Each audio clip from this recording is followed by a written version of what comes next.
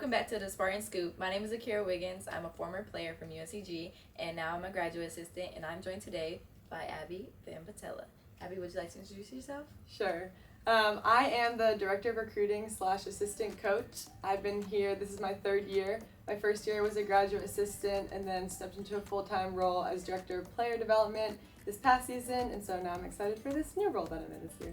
And congratulations on your promotion, Abby. I know the team is really excited to have you in this new coaching position. Let's jump right in. So how has social media impacted how recruiting is done today? Social media, whether you like it or not, is playing a huge role now with recruiting on every single platform. Players are constantly looking, high school players are constantly looking at the teams that they're being recruited by to see what are the players like, what are the coaches like, what is the vibe of the team, and just looking at the content. And so it's really important what we put out to make sure it correctly displays our team, the image of our team, and make sure that the incredible personalities of our players are displayed. Great. And what are some of the steps that we've taken to kind of boost our social media engagement with our followers? So when I got here a couple of years ago, we kind of sat down as a staff and we talked about what did we want our social media engagement to look like. And it takes a lot of planning. We have limited resources. We're not a Power 5.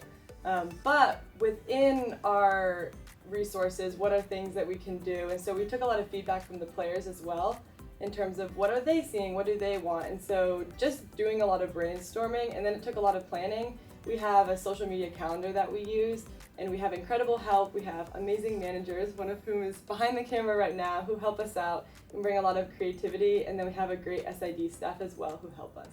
Great. And so if we talk about this jump from high school to college, what have you seen to be one of the biggest struggles that players have coming in from high school and now having to transform their life as a collegiate athlete? Yeah, the biggest issue that I see, that I know I struggled with as a student athlete, and we just see time and time again, is the issue of time management, right? In high school, everything is so scheduled out. Right. There's literally bells that tell you when you move from one class to the next, and then you just have the same routine over and over.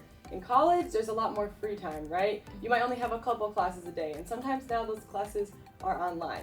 And so our student athletes sometimes struggle to figure out, when do I study, when do I put up extra shots, when do I eat, when do I sleep, what does that schedule look like? And so that is what I would say the biggest struggle is. And so what are some methods that we've implemented to try to help our players as they do this transition? Well, first of all, I think them coming in the summer and taking a couple summer classes is a great almost practice time to get into their routine before their full class load begins. And so they meet with our academic advisor in the summer, Janelle Wade. She's fantastic. And there's academic coaches. Each assistant coach has a couple of student athletes as well that they kind of monitor. So we work with them to create schedules, to create habits. We have a nutritionist who we work with on what does meal prep look like, how do you correctly grocery shop, so that they can create those habits as soon as they step onto campus. Right, and so once they're done and they do their 4 years and they're going on to life after basketball, what are some things that they may have told you guys that was challenging for them as they end their career? Yeah, and so we just talked about the transition from high school to college and how that's difficult, right? Well, the transition from college to life after basketball can be extremely difficult as well, just in a different way. I know you just graduated, so you're struggling with that in a sense. I graduated just a couple of years ago, and so I had to deal with that as well. And I think the problem arises, or one of the problem arises, when your whole identity is wrapped up in your sport, right? Absolutely. And so for forever, you've been a basketball player, you've been a basketball player, you've been a basketball player, that's what you've been known as. And so throughout the girls' years as collegiate athletes, we try to instill in them that they are more than just basketball player, right? You have a life, you have purpose, you have skills that are outside of basketball. And so within that, we want to make sure that they know who they are as a person, so that when basketball ends, because you might have a career-ending injury before you graduate, right? Or you might have extenuating circumstances happening before basketball ends that make you have to stop playing before you think you originally should have to. And so with that, we just want to let them know that they have purpose and they have worth outside of basketball. And so what do you do to prepare the girls for this next transition in life? Right, so there are practical steps that we take too, right? Besides the whole, identity crisis part that we try to help them avoid in a sense. Inevitable. Right, exactly. We have these things called G Labs, Growth Labs. I thought it was UNC G Labs until about 2 weeks ago, but it's Growth I thought Labs. it was too. And so in these G Labs, we bring in different people to help teach the girls real life skills. So last year we had a car maintenance one. How do you change your tire? How do you know when you need an oil change? Things like that.